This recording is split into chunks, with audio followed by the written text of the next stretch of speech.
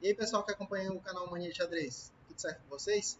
Vou dar um prosseguimento aqui às minhas análises das partidas que eu joguei do sexto aberto de Marabá, que aconteceu recentemente, semana passada.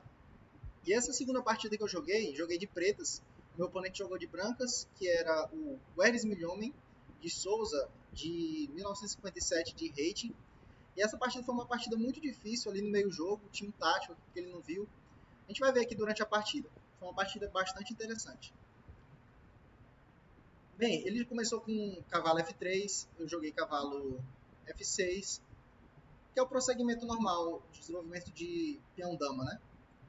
Ele jogou D4, eu respondi com E6, ele veio com C4. Aqui foi a primeira decisão importante que eu tomei na partida, que foi jogar um esquema parecido com a Benoni. Mas no momento que ele avança, eu tento um gambito aqui que não é tão utilizado, mas eu vim nesse torneio com a perspectiva assim de não jogar o de sempre, né? Tentar surpreender para tirar os meus oponentes da zona de conforto.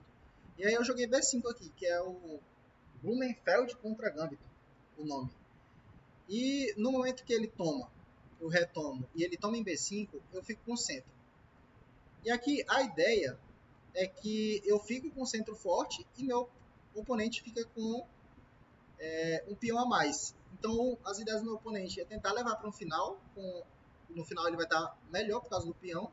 E eu vou tentar algum avanço aqui no centro para desestabilizar as peças dele.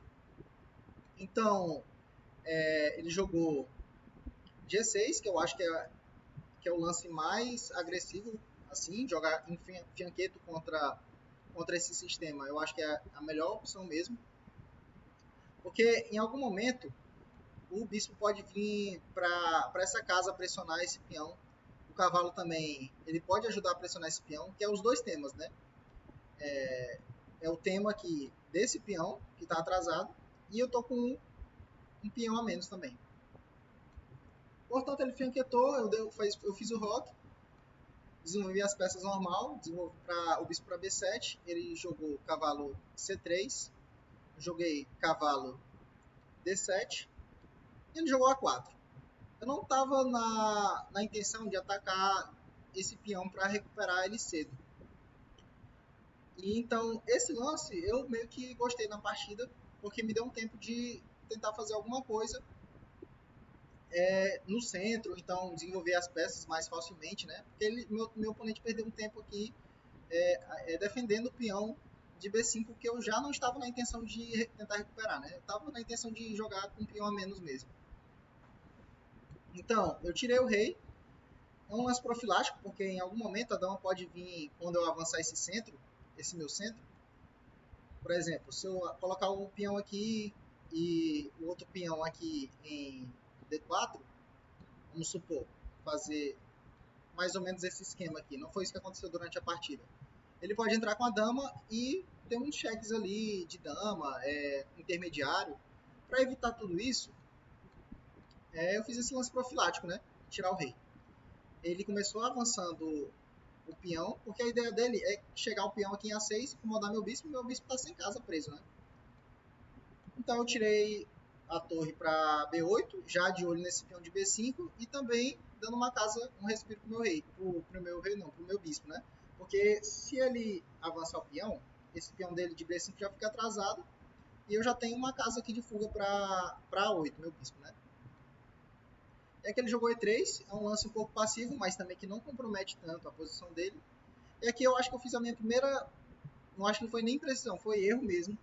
Que foi esse avanço prematuro aqui da cadeia de peões. Porque aqui tem um cavalo G5 entrando muito chato aqui. Porque esse cavalo G5 ele ameaça muitas coisas. Ele ameaça entrar aqui em F7 dando duplo se essa torre sair de mau jeito.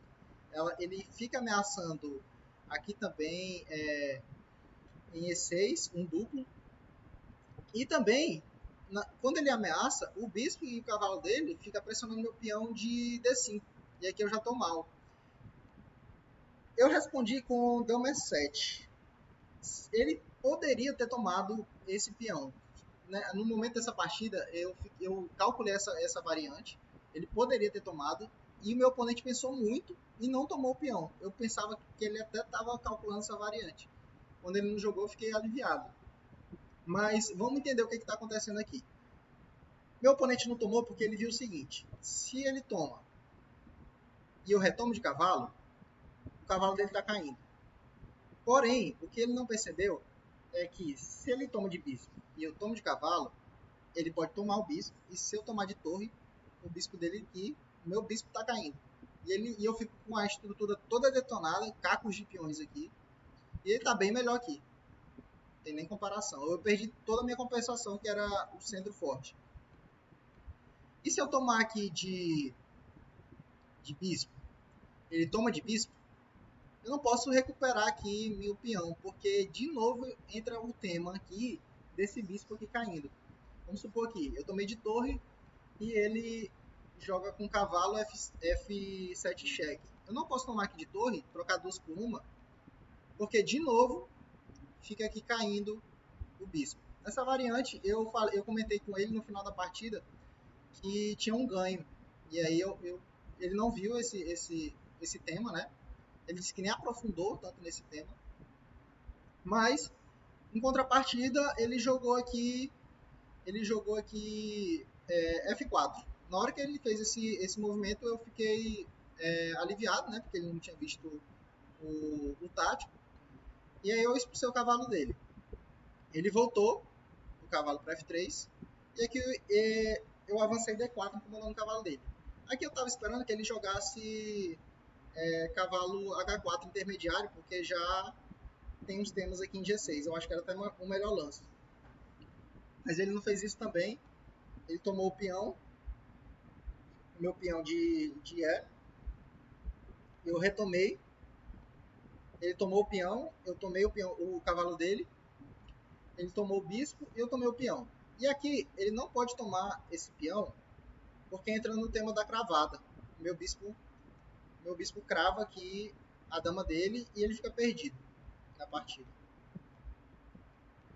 Sabendo disso, ele tomou meu bispo e aqui eu poderia tomar tanto de torre quanto de dama. Eu tomei de torre para manter o tema da cravada ali. Caso a dama dele tome meu peão, eu cravo a dama dele. Tomei de torre, ele ameaçou a minha dama, eu tirei para C7. E aqui eu ameaço uns temas de sacrifício em G3 e mantenho também o tema que se ele toma aqui, eu cravo a dama dele, né? Ele jogou o cavalo para E2 e aqui eu senti que era o momento de recuperar o meu peão. Recuperei meu peão, certo?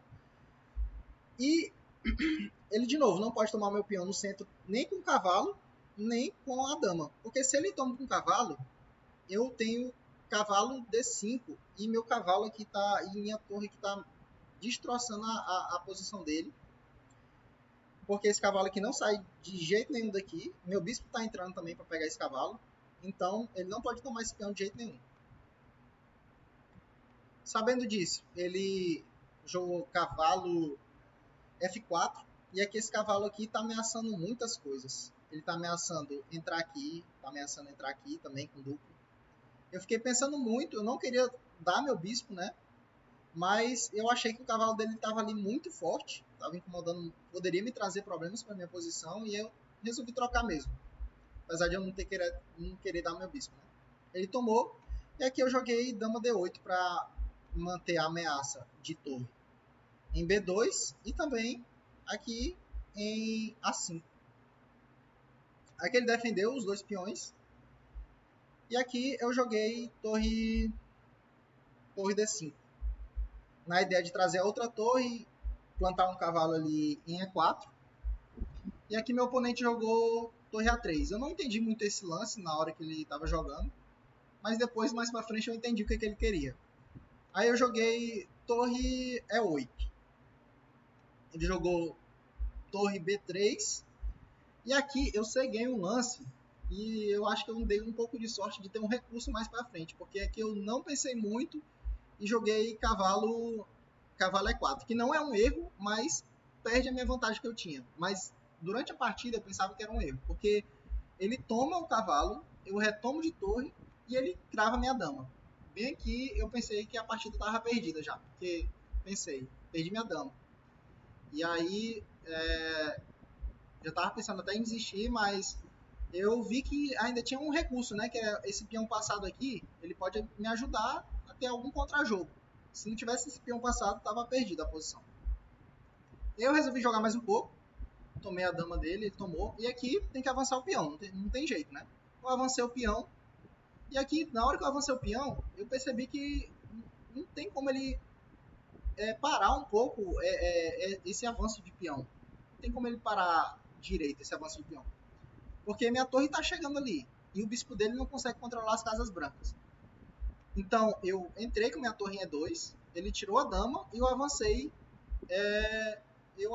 aqui em D2. Aqui eu já sabia que eu tinha pelo menos um empate, porque se ele sacrificar aqui o bispo, eu entro com essas duas torres na sétima, no caso na segunda, né?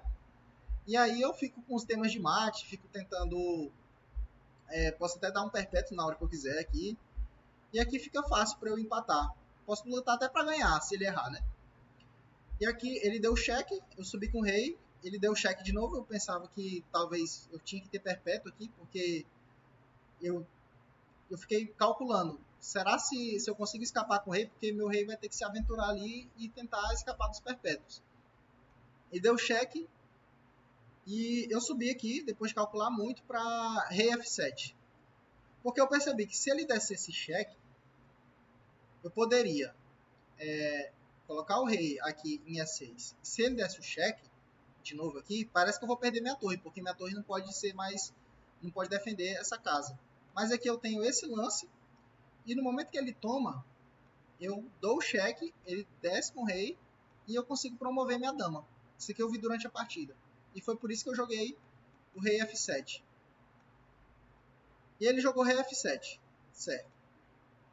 Só que aqui ele cometeu um erro muito grave. Ele jogou muito rápido dama C7. E o problema desse lance é que eu consigo voltar com a torre. Minha torre ataca a dama dele. E não tem como mais parar a promoção do meu peão. E aqui ele pensou bastante. Também não tem mais cheque aqui na minha posição. Ele pensou nessa posição e acabou desistindo. Essa aqui foi a partida, eu acho que eu passei assim, talvez mais perto assim de perder. Então, eu acho que talvez foi a partida que eu passei mais apuro. Mas no final, meu oponente cometeu esse erro, né? E eu consegui mais essa vitória. Aqui não tem mais como parar o avanço do peão. Não tem mais como parar o avanço do peão. E foi isso. A vitória de pretas aqui. As brancas desistiram. O Erlis, jogador muito forte, consegui mais essa vitória. E nesse momento do torneio, eu estava com 2 pontos já.